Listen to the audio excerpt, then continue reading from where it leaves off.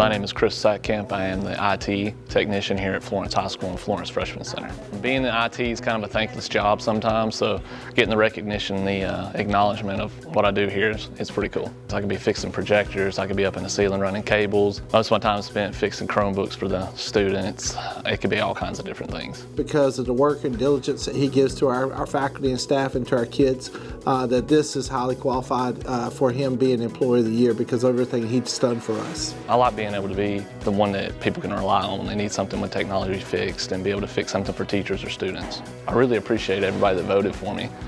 It was kind of a trick to get me into the auditorium.